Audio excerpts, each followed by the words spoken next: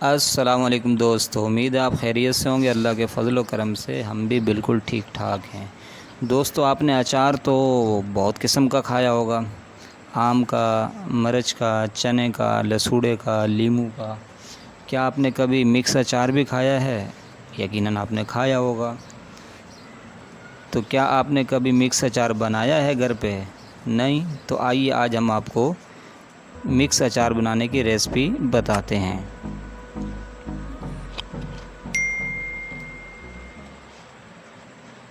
سب سے پہلے ہم نے لیے 2 کلو آم۔ تو آموں کو ہم کاٹ لیتے ہیں۔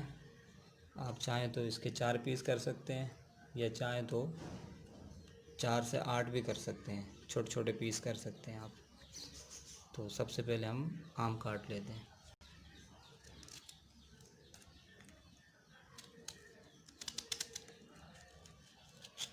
چھری سے آم کاٹنا ویسے مشکل ہے، تو اگر کلہاڑی مل جائے یا اور بگدا وغیرہ ہو تو اس سے صحیح کٹ جائے گا۔ تو یہ آپ دیکھ سکتے ہیں، اگر اس طرح سے آپ کریں گے تو ایک آم کے 8 پیس ہو جائیں گے۔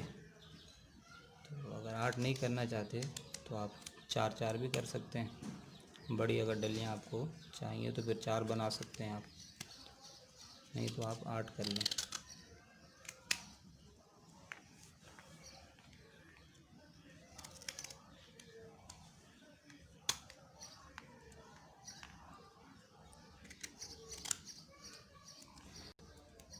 بالکل اسی طرح سے سارے آموں کو ہم کاٹ لیں گے اور اندر سے اس کی گٹلیاں نکال لیں گے۔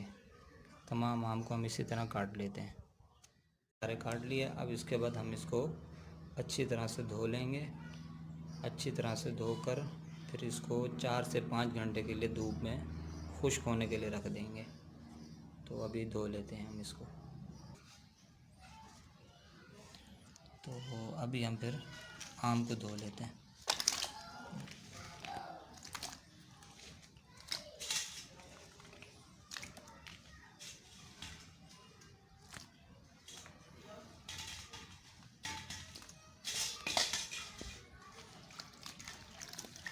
اچھی طرح سے آم کو صاف کر لیں گے، دھو لیں گے۔ اگر کوئی مٹی وغیرہ ہوئی تو بالکل صاف ستھرا ہو جائے گا۔ آپ یہ دیکھ سکتے ہیں پانی بھی کتنا گندا ہو گیا۔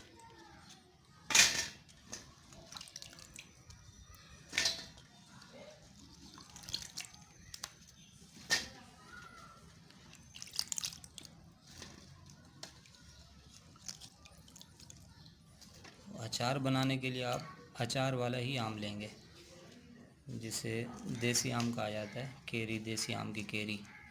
تو اچار کے لیے دیسی آم یوز کیا جاتا ہے۔ تو فائنلی ہمارے یہ آم سوکھ دھل چکے ہیں۔ تو اب ہم 4 گھنٹے کے لیے اس کو دھوپ میں خشک ہونے کے لیے رکھ دیں گے۔ تو اب ہم لیموں کاٹ لیتے ہیں۔ لیموں کو اگر آپ چاہیں تو 2 پیس میں بھی کاٹ سکتے ہیں، اگر آپ چاہیں تو اس کے 4 پیس بھی کر سکتے ہیں۔ اور لیموں کے اندر سے اس کے بیج لازمی نکال لیجیے گا۔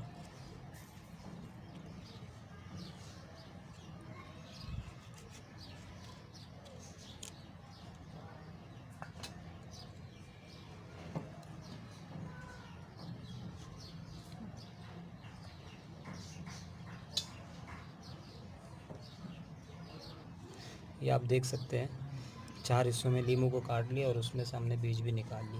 اسی طرح باقی تمام لیموں کو ہم کاٹ لیں گے۔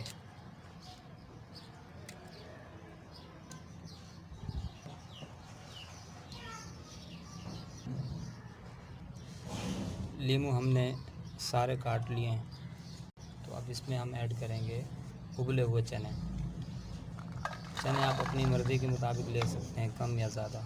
اور چنوں کو آپ اتنا ابالیے گا کہ بالکل گلے ہوئے نہ ہوں، ہلکے ہلکے سخت ہوں، تاکہ وہ اچار میں بھی رہ سکیں۔ اس کے بعد اب ہم ہری مرچ اس میں ایڈ کرتے جائیں گے۔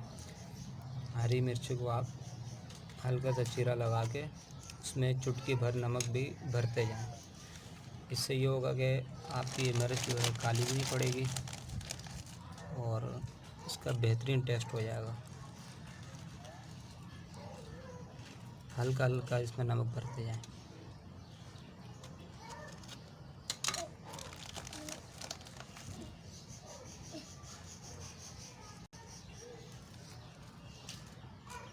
इसी तरह सारी मिर्चों को हम भर लेंगे।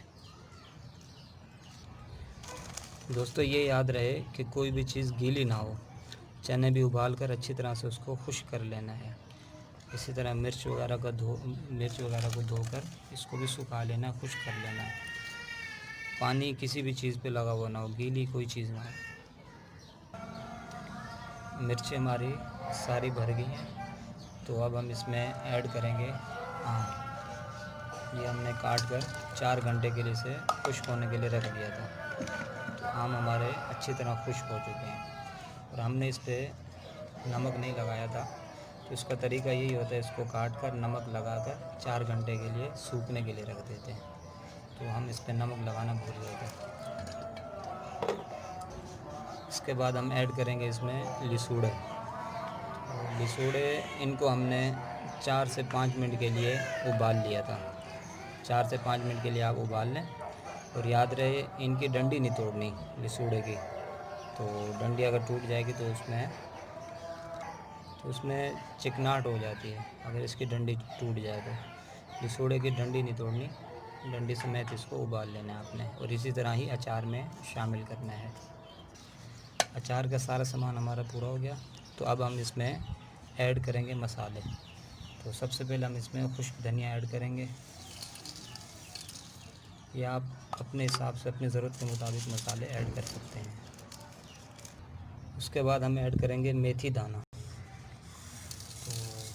तो ये आप अलग अलग भी ले सकते हैं, अगर आप चाहें तो अचार मसाला बना हुआ भी मिल जाता है, उसमें ये सब चीज़ें शामिल होती हैं। मेथी दाना, कलवंजी, खुश्क धनिया, सारी चीज़ें उसमें शामिल होती हैं।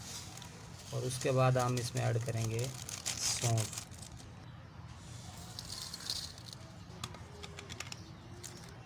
उसके बाद हम ऐड करेंगे इसमें कलवंजी दाना, कलवंजी इसमें हम ऐड करेंगे। और इसके बाद हम ऐड करेंगे इसमें राई दाना। ये राई के बीज होते हैं, ये इसमें ऐड करेंगे। और उसके बाद हम ऐड करेंगे इसमें नमक शामिल कर लेंगे। ये मसाले हमारे इसमें अब हो गए पूरे। आप अगर इसमें लाल कुटी मिर्च ऐड करना चाहें तो कर सकते हैं, हल्दी भी आप ऐड कर सकते हैं। तो हम यही मसाले इसमें ऐड करेंगे। तो लास्ट में हम इसमें ऐड कर लेते हैं सरसों का तेल।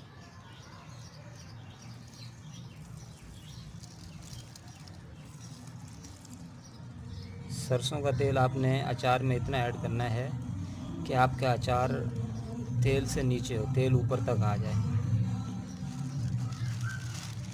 और ये भी याद रहे कि अचार निकालते वक्त आपने जो भी चम्मच वगैरह इस्तेमाल करना है वो बिल्कुल खुश्क सूखा हुआ हो, ज़रा भर उस पर पानी ना हो, और हाथ भी गीले ना हो। हाथ से तो अचार निकालना ही नहीं, चम्मच वगैरह से निकालना है, वो भी बिल्कुल सूखा हुआ खुश्क होना चाहिए। तो माशाल्लाह से आप ये देख सकते हैं, ये ज़बरदस्त किस्म की जो है खुशबू भी आ रही है। और ये आप देख सकते हैं माशाल्लाह हमारा ये अचार भी तैयार हो चुका है। इसे हम 3 से 4 दिन तक रख लेंगे। 3 से 4 दिन में काफ़ी हद तक ये तैयार हो जाएगा। मज़ीद अगर आप इसे 1 हफ़्ता 10 दिन तक रखेंगे तो ये फुल रेडी हो जाएगा, बेहतरीन अचार तैयार हो जाएगा आपके।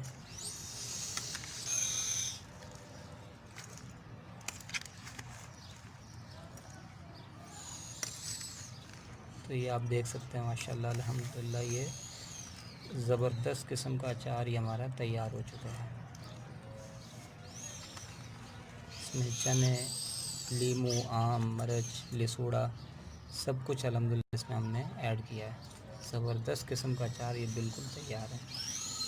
इसे अब हम किसी भी एयर टाइट जार में इसको हम बंद करके रख लेंगे।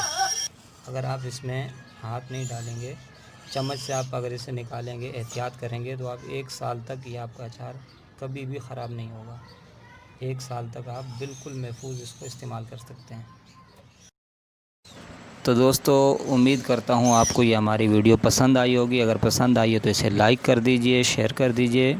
دوست احباب اور فیملی ممبرز کے ساتھ، اور ہمارے چینل کو کائنڈلی سبسکرائب لازمی کر دیجئے۔ یہ آپ کی طرف سے ہمارے لیے انعام ہوتا ہے، آپ کی طرف سے ہمارے لیے پیار اور تحفہ ہوتا ہے۔ اللہ حافظ۔